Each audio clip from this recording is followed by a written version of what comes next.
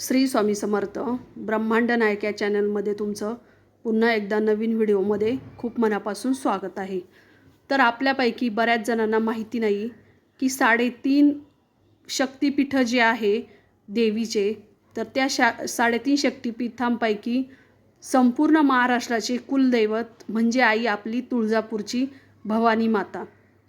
त्या आईचा, तुळजाभवानी मातेचा कुळाचार कसा करायचा असतो, कुळधर्म कसा करायचा असतो, तेच आजच्या व्हिडिओमध्ये मी घेऊन आलेले आहे।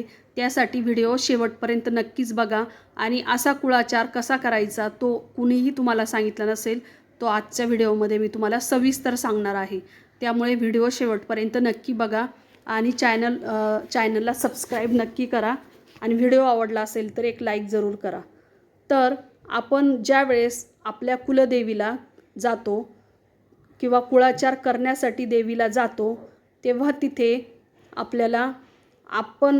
आपल्याला जे माहीत आहे त्या पद्धतीने आपण कुळाचार करत असतो किंवा कुळधर्म पाळत असतो किंवा आपला परंपरा जी चालत आलेली आहे त्या पद्धतीने करत असतो।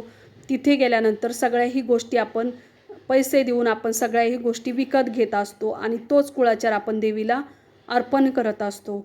आणि आपल्यापैकी बरेच जण हे देवीला खूप दिवसांतून जात असतात, आपल्या कुलदेवीला बऱ्याच दिवसातून जात असतात, परंतु आपली जी कुलदेवी आहे त्याला आपण वर्षातून एकदा तरी आपल्या देवीला दर्शनासाठी कुळाचार करण्यासाठी जायचं असतं। मग तो कोणताही महिना असो, कोणत्याही महिन्यातून आपण एकदा तरी आपल्या कुलदेवतेला जायचं असतं, कारण आपलं ती कुळाचार सांभाळत असती। जसं आपले आई वडील असतात आपला सांभाळ करण्यासाठी, त्याच पद्धतीने आपल्यावरती जे काही संकट आलेलं असतं ती देवी ते तारून नेत असती, म्हणून आपल्या देवीला आपण एकदा तरी जायचं असतं। तर आपण ज्या वेळेस आपल्या देवीस कुळाचार करण्यासाठी देवीला जातो, तेव्हा तिथे तुम्ही असं करता का तिथे गेल्यानंतर आपण सर्वात आधी ज्या ठिकाणी आपली देवी आहे कुलदैवत, तर जर तुमचं तुळजापूर असेल तर तुम्ही तिथे गेल्यानंतर एक दिवस मुक्कामाला जायचं असतं। कारण बरेच जण जातात, फक्त कुळाचार करतात आणि लगेच रिटर्न येत असतात, परंतु खरा कुळाचार कसा असतो, तर खरा कुळाचार हा एक दिवस आपण तिथे मुक्कामाला जायचं असतं। नंतर त्या ठिकाणी असलेलं जे कोटी तीर्थ आहे, कल्लोळ तीर्थ आहे आणि गोमुख तीर्थ आहे, तर त्या तीर्थांमध्ये स्नान करायचं आहे। मगच तुम्ही देवीचं दर्शन घ्यायचं असतं। नंतर मंदिरामध्ये जेवढे तीर्थ आहे तर त्यांचं दर्शन घ्यायचं आणि देवीच्या नावाने जोगवा मागायचा असतो। 5 घरं, कमीत कमी 5 घरं तरी देवीच्या नावाने जोगवा मागायचा असतो आणि तोच जोगवा देवीला अर्पण करायचा असतो, देवीला द्यायचा असतो किंवा त्याच जोगवात जे पीठ, साखर वगैरे जे गूळ मागितलेले असतात त्याचा स्वयंपाक करायचा आणि देवीला तोच नैवेद्य दाखवायचा, आपल्या हाताने स्वतः करायचा। आणि तेथील जे क्षेत्रपाल आहे म्हणजेच कालभैरव यांचे सर्वात आधी दर्शन घ्यायचे असतात, तरच आपलं दर्शन हे सफल होत असतं। हे सर्व केल्यानंतर तुमच्या कुलाचाराची फलप्राप्ती होत असते। जर तुम्हाला वेळ असेल तर तुम्ही सकाळी गेला तर आई भवानीचा पंचामृताचा अभिषेक होत असतो तिथे।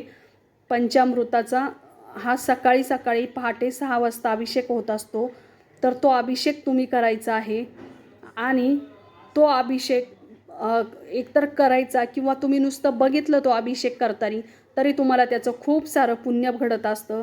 तसेच तुळजाभवानीची पूजा श्रीखंडाने केली जाते, म्हणजेच अभिषेक हा श्रीखंडाने केला जातो। तर या पूजेचा तुम्ही लाभ घ्यायला पाहिजे, कारण ती राजराजेश्वरी आहे।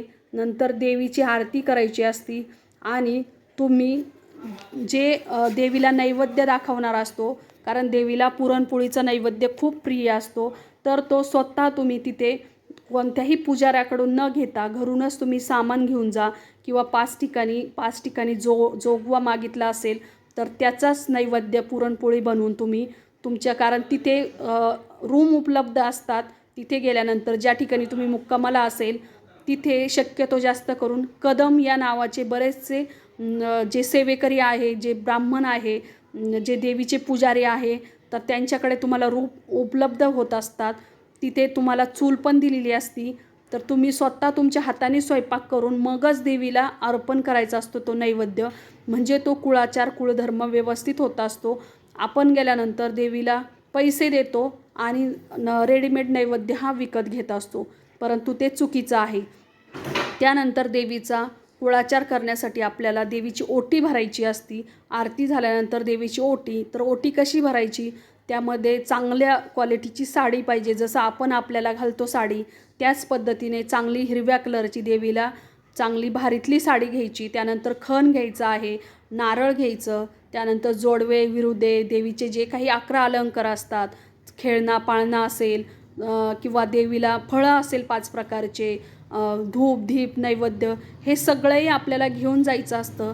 आपण काय करतो, आपण जातो तिथे आणि तिथे ज्या रेडीमेड ओट्या असतात त्या वाहिलेल्या असतात, पुन्हा परत ते आपल्याकडे येतात आणि पुन्हा परत तीच ओटी घेऊन आपण तिकडे जातो. तर तसं न करता आपल्या घरूनच हे सर्व साहित्य विकत न्यायचं असतं आणि देवीला तिथे अर्पण करायचं असतं. तशाच पद्धतीने देवीला ते जसं आपल्या घरी एखादी पाहुणी आल्यानंतर आपण तिचा मान सन्मान करतो, चांगली साडी देतो, त्याच पद्धतीने देवीचा कुळाचार करताना चांगली साडी द्यायची आणि सगळ्याही वस्तू जे 11 अलंकार असतात ते ह्या सगळ्या वस्तू देवीला अर्पण करायच्या, मनोभावे तिची प्रार्थना करायची.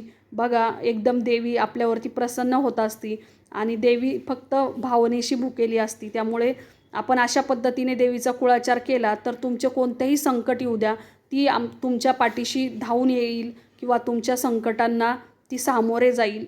जे तुमच्यावरती संकट आलेलं असतं ती तिच्यावरती ओढून नेईल. अशी पद्धतीने ही देवी आपलं रक्षण करत असते. त्यामुळे कुळाचार नेहमी असाच करायचा असतो. एकदम आपण जायचं आणि त्याच दिवशी लगेच सगळं विकत घ्यायचं आणि दर्शन घ्यायचं, ही पद्धत चुकीची आहे. तर अशा पद्धतीने तुम्ही नक्कीच देवीची ओटी भरा. श्री स्वामी समर्थ.